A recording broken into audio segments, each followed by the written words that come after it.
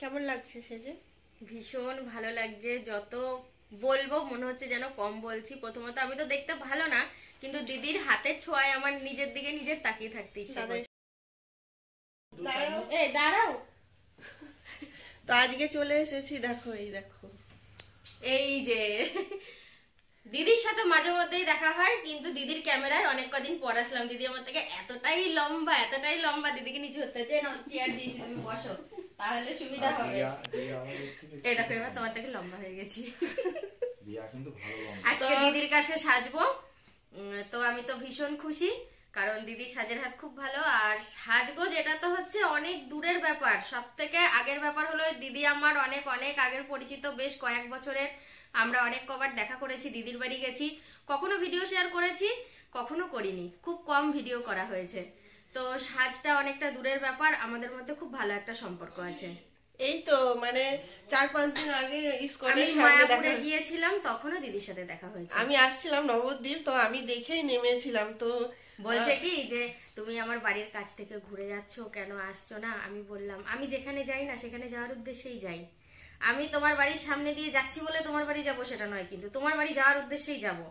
আর যদি সামনে দিয়ে যাই তাহলে অল্প সময়ের জন্য যাব, আর তোমার বাড়ি গেলে অনেকটা সময়ের জন্য যাব। নিজের বোন হলে পারে না, এসেছি আমার বোনটাকে দেখে যাই। এর দোষে না না, এই দিদির দোষেই যাই না, গেলে তো ছাড়বে না।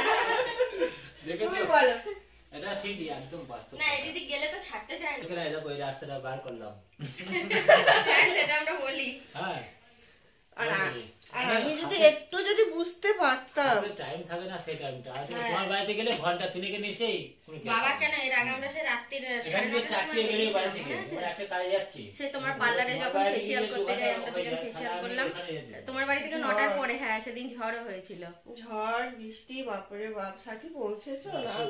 টলা ছাড়ছে দাঁড়িয়ে হয়তো পার্লারের দিকে আসে, একটু কথাবার্তা বলে চলে আসে, সেটা হয়। এখন তো পার্লার হয়েছে। সাথী জুয়েলারি গুলো বার করে নিয়েছে, আমাকে দেখাচ্ছিল যে কোন জুয়েলারি গুলো পরবো দিদি।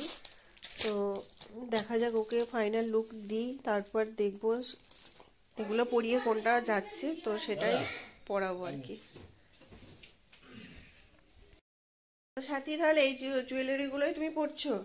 হ্যাঁ ওখানে অনেকগুলো রয়েছে, তবে তুমি তোমার পছন্দ মতো যেটা আমাকে মানাবে সেটা পরিয়ে দেবে। তো মেকআপের শেষে দেখি কোনটা ওর ভালো লাগে, যেটা ওর ফেসের সঙ্গে যাবে সেটাই আমি পরাবো। হ্যাঁ আমার কোনো পছন্দ নেই, সত্যি কথাই। শুধু তুমি বলে না, আমাকে যদি পাড়ার বাচ্চারাও চুল বেঁধে দিতে আসে না, আমি বলি কি তোদের ইচ্ছা মতো বেঁধে দে, বলো আমি করে দিচ্ছি ঝটপট। আর লাইটটা সামনে দাও, তাহলেই হবে। এখন না দিলে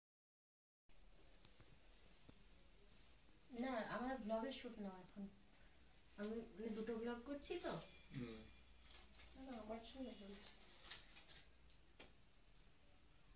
তুমি কিছু বলবা, আমি তো কথা বলতে পারবো না, নাহলে পুরো ব্লগটাই ভয়েস ওভার হবে। হ্যাঁ আর না, পুরোটাই ভয়েস ওভার দেবো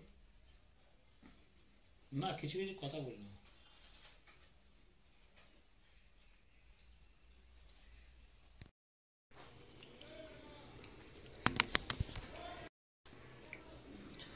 তো অর্ধেক তো খাওয়া তো হয়েই গেল।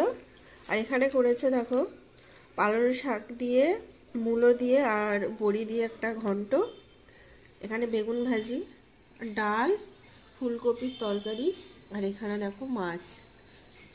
তো আমার ভিডিও করতে আর খেয়াল ছিল না। আর এখানে তোমাদের দাদাভাই খাচ্ছে। কিছুই তো করবো, তো সেই কারণে দেখো। তবে ছবি তুললে খুব তাড়াতাড়ি। কেমন লাগছে সেজে? ভীষণ ভালো লাগছে, যত বলবো মনে হচ্ছে যেন কম বলছি। প্রথমত আমি তো দেখতে ভালো না, কিন্তু দিদির হাতের ছোঁয়ায় আমার নিজের দিকে নিজের তাকিয়ে থাকতে ইচ্ছা করছে। আর আমার বর তো বারবার বলেই যাচ্ছে খুব ভালো লাগছে, যে দেখছে সেই বলছে খুব ভালো লাগছে। তো আমি চাইবো খুব দূর থেকে তোমরা যদি কন্ট্যাক্ট করতে না পারো, মোটামুটি কাছাকাছি ঘন্টা 2-1 মধ্যে দূরত্বের, মানে ঘন্টা 2-1 মধ্যে দূরত্বের মধ্যে যারা আছো, তারা দিদির সাথে কন্ট্যাক্ট করো, দিদির কাছে সাজো, আশা করি ভালো লাগবে।